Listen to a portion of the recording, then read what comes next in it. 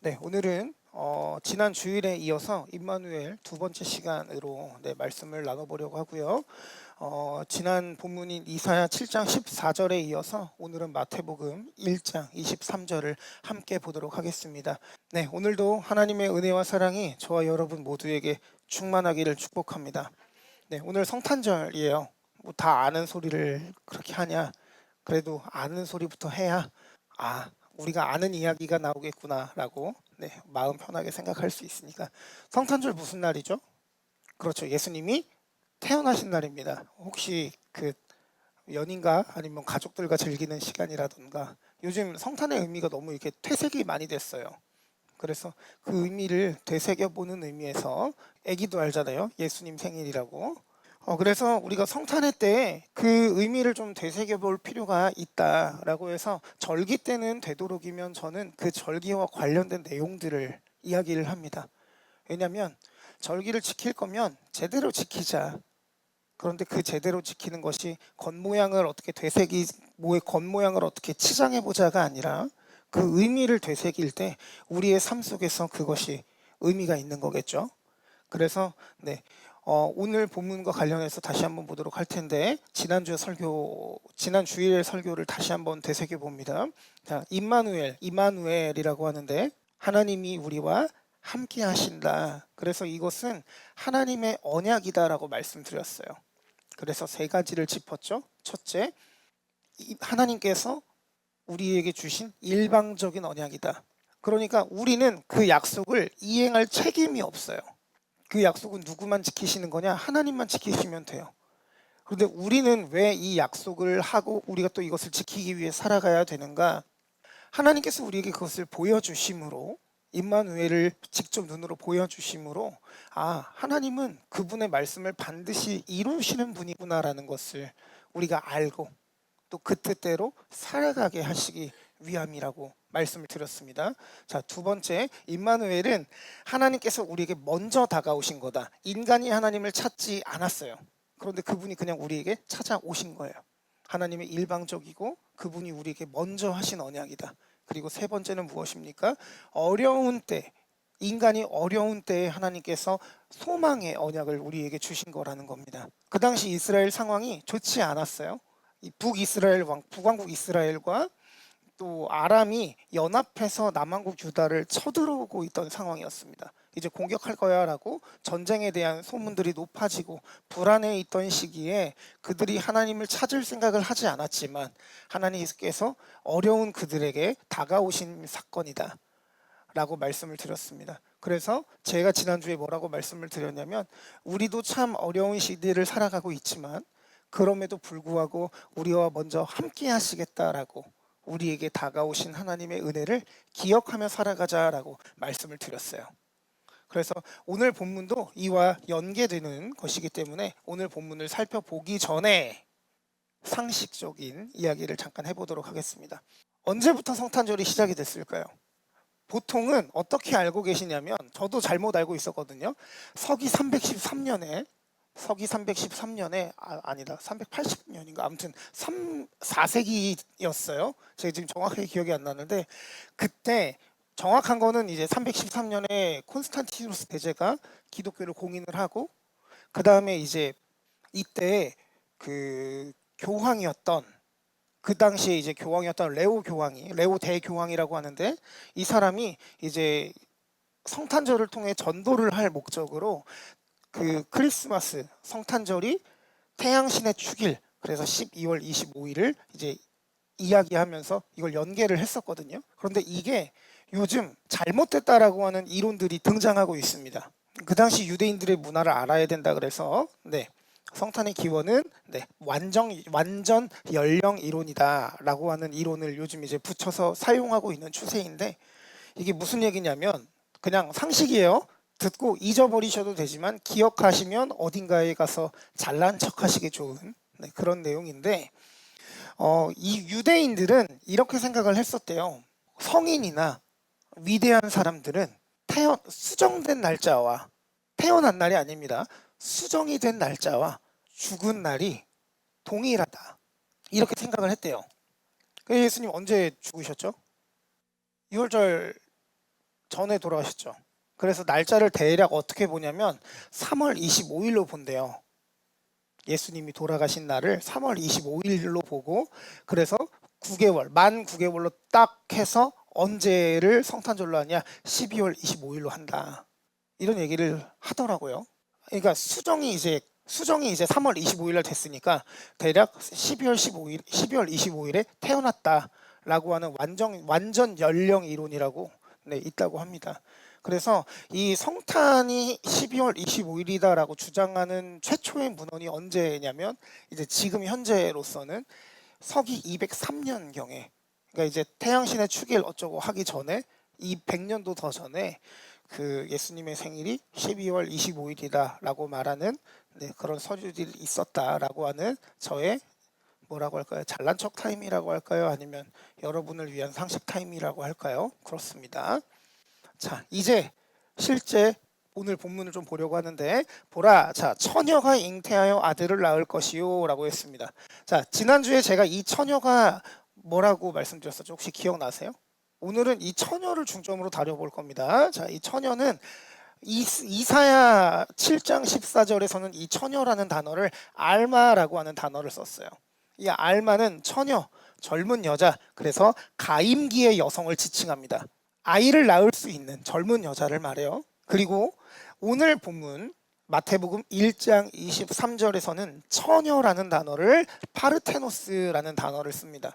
이 파르테노스는 젊은 여자를 지칭하는데 동정녀를 지칭을 합니다. 그러면 자, 여러분 질문입니다. 젊은 여자와 동정녀는 같은 단어일까요? 다른 단어일까요? 다른 단어죠. 다른 단어입니다. 자, 그래서 여기에서 우리가 볼 수 있는 건 뭐냐면 의도적으로 마태가 이 단어를 파르테노스라는 단어를 사용했다라는 걸 알 수 있는데, 자, 왜 그러냐?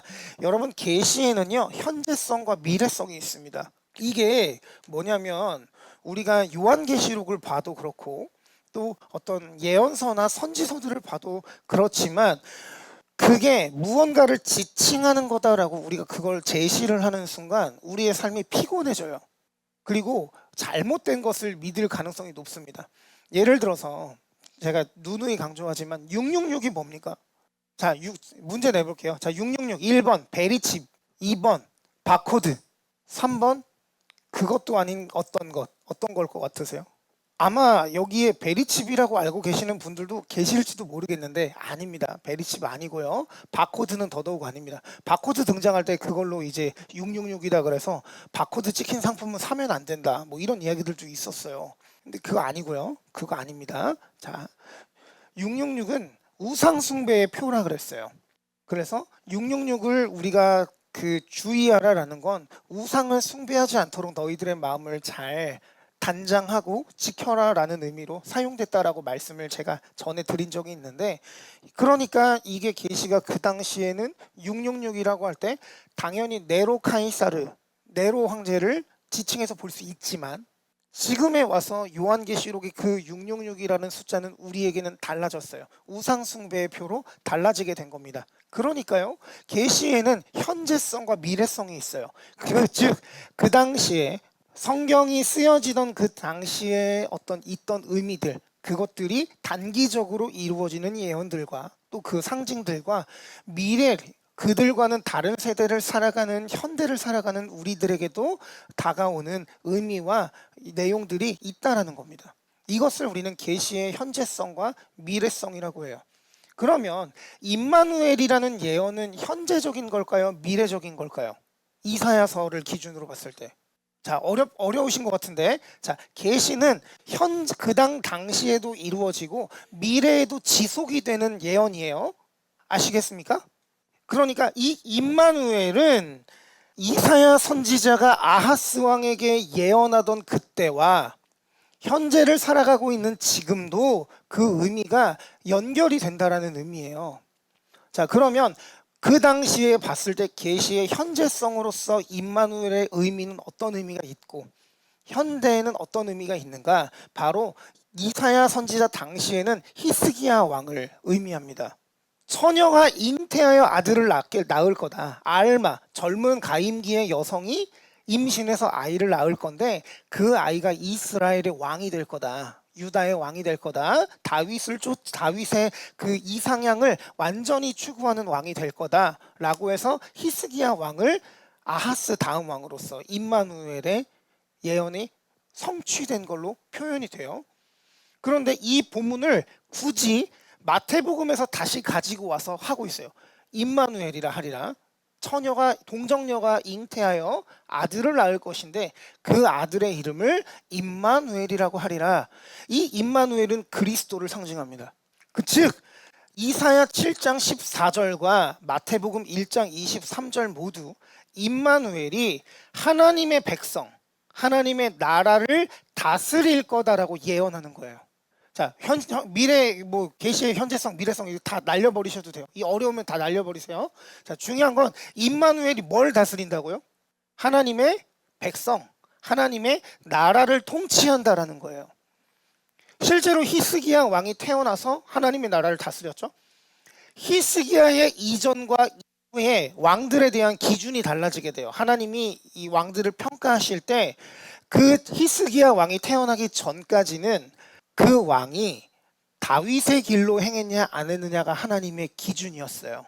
그런데 히스기야가 태어나고 나서는 그 왕이 그 조상 다윗과 히스기야의 길로 행했는지 행하지 않았는지가 달라지게 됩니다. 다윗과 같은 반열에 오르게 되는 거예요. 히스기야 왕이. 자, 그런데 여러분, 인간 왕은 완벽합니까? 아니면 불완전합니까? 불완전하죠. 문제가 많아요. 그 인간 왕들은 이런 표현 쓰면 좀 그렇지만 하자가 다 있어요. 특히 다윗은 인간으로 치면 반품해야 되는 인간입니다. 못 고쳐 쓴단 말이에요. 그런데 그가 하나님을 경외하고 하나님을 사랑했기 때문에 하나님께서 그를 예수 그리스도의 계보 안에서 그분의 언약을 이루시는 주체적인 어떤 인간으로서 사용하시잖아요. 다윗이 잘해서가 아닙니다. 하나님께서 위대하신 거예요. 그런데 그 다윗의 계통, 히스기야 왕의 예언을 성취하심과 동시에 그것이 그리스도에 대한 예언으로 확장이 되는 겁니다. 바꿔 말하면 그리스도는 이 땅의 왕으로서 우리의 삶 가운데 다가오신 거예요. 성탄은 만왕의 왕이신 임마누엘이 이 땅에 탄생하신 것을 기념하는 날이라는 겁니다. 그냥 가족끼리 어제 저희 가정도 저도 이제 아기가 생기고 나니까 그 크리스마스에 케이크라는 걸 사가지고 이렇게 초를 붙이더라고요. 저는 태어나서 크리스마스에 케이크에 초를 붙여본 적이 단 한 번도 없어요. 저희 부모님이랑도 해본 적이 없거든요. 근데 그걸 제가 처음으로 해봤단 말이에요. 그렇다 손치더라도 성탄은 아이와 함께 이렇게 하고 아이에게 선물 주고 하는 날이 아니라 예수 그리스도 임마누엘 만왕의 왕이신 그분이 이 땅에 태어나신 것을 기념하는 사건입니다. 이걸 기억하셔야 됩니다.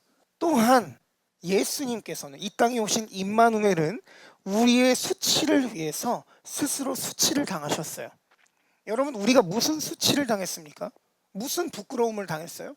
여러분, 무슨 부끄러움 당하셨습니까? 여러분, 인간이 선악과를 따먹자마자 처음으로 느낀 감정이 어떤 감정이었습니까? 수치와 부끄러움이었어요. 내가 벌거벗고 있다라는 그 수치와 부끄러움을 하나님께서 인간을 가려주신 거예요. 옷을 입히셔서. 즉 우리가 그렇게 당한 수치, 그리고 우리가 이 땅에서 그 수치를 통해 겪고 있는 고난들 때문에 그리스도가 수치를 당하셨다라는 거예요. 자, 무슨 수치냐? 여러분, 이스라엘 당시에는요, 결혼을 안 한 여성이 아이를 가지면 안 됐습니다. 굉장히 부끄러웠고, 그렇게 결혼하지 않은 처녀가 아이를 가졌다면 그 여자는 죄를 지었기 때문에 돌로 맞아서 죽었어야 됐어요. 그냥 여러분 보세요. 그 여러 가지 카더라 통신들을 생각을 해보십시오. 그 사람이 실제로 그걸 했는지 그게 어떤 건지 해명을 해도 소용이 없어요. 즉 마리아가 나 성령으로 잉태한 거야 라고 이야기를 그렇다 한들 마리아가 처녀로서 아이를 가졌다라는 것을 누가 알아주겠어요? 성령께서 잉태하게 하신 것이다, 이거를 알아주겠어요? 지인들도 아니고. 수치인 거죠. 부끄러움인 겁니다. 그리고 예수님은 동정녀의 자녀로 태어나셨어요. 너 아빠가 누구야? 나중에 요셉이 받아줬으니까 망정이지. 요셉이 만약에 안 받아줬으면요, 너 아빠 누구야? 나 성령님인데? 자, 지금 이 뉘앙스가 어떻게 들리십니까? 나 아빠 성령님인데. 안 되시죠? 이해가 안 되시죠? 예수님이 이러한 수치 가운데서 태어나시는 거예요. 그리고 그 이후에 예수님의 삶은 어떠셨습니까? 수치와 고난의 연속이었어요. 십자가에 달리실 때도 이 세상에서 가장 수치스럽게 죽음당하셨습니다. 무슨 의미냐? 임마누엘의 언약은 수치로 가득한 우리의 인생에 하나님의 영광이 함께 하신다라는 것을 보여주는 사건이라는 거예요.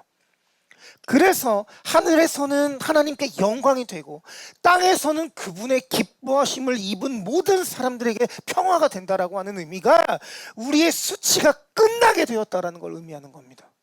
여러분, 그러면 성탄은 어떤 날이에요?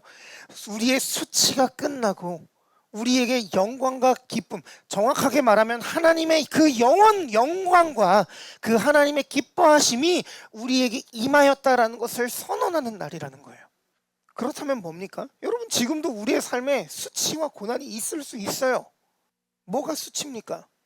여러분에게 무슨 수치가 있어요? 저는 솔직히 그런 생각한 적이 있습니다. 뭐 어렸으니까 저도, 아니 우리 아빠가 그래도 목사고 그렇게 인생을 다 바쳐서 고생을 많이 했는데 왜 교회에서 쫓겨나야 되냐? 왜 우리 집은 이렇게 가난하게 살아야 되냐? 내가 왜 이렇게 10원짜리 100원짜리 다 긁어가지고 기차를 타고 전철을 타고 다녀야 되냐? 부끄러웠습니다. 부모의 직업이 목사라는 게 수치스러웠어요. 그래서 친구들이 물어보면, 이제 저희 제 뒤에 친구가 한 명 와 있긴 한데 그 친구 앞에서는 뭐 가릴 게 없으니까, 근데 다른 데 가면 너희 아버지 뭐 하시니? 우리 아버지 자영업 하시는데 자영업은 맞으니까 그러고 다녔어요. 창피하니까요. 고난이요? 여러분, 예수 믿으면 고난 없습니까? 더 힘들어요. 하면 안 되는 게 너무 많아.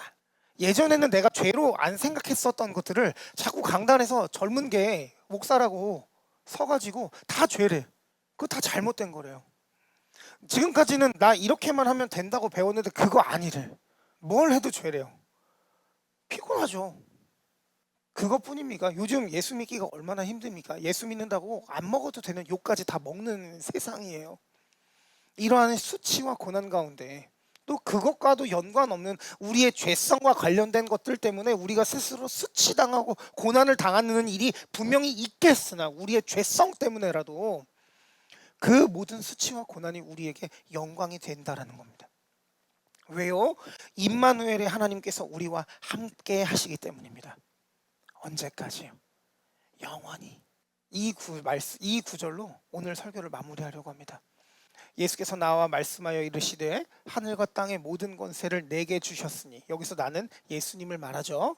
예수님께 하늘과 땅의 모든 권세를 주셨어요. 그래서 예수님이 우리에게 명령하십니다. 그러므로 너희는 가서 모든 민족을 제자로 삼아 아버지와 아들과 성령의 이름으로 세례를 베풀고 내가 너희에게 분부한 모든 것을 가르쳐 지키게 하라. 볼지어다 내가 세상 끝날까지 너희와 항상 함께 있으리라. 우리가 수치와 고난 가운데 있다 할지라도 우리에게 능력을 주신 그분, 우리의 수치를 감당하시고 우리에게 참된 영광을 보이신 그분께서 우리와 영원히 함께 하신다라는 사실을 여러분 기억하시고, 이 임마누엘의 소식이 2025년의 마지막을 다가가고 있는 이때, 또 2026년을 준비하는 이때에 저와 여러분 모두에게 참된 위로와 평안의 소식이 되기를 예수님의 이름으로 축원합니다. 기도하겠습니다.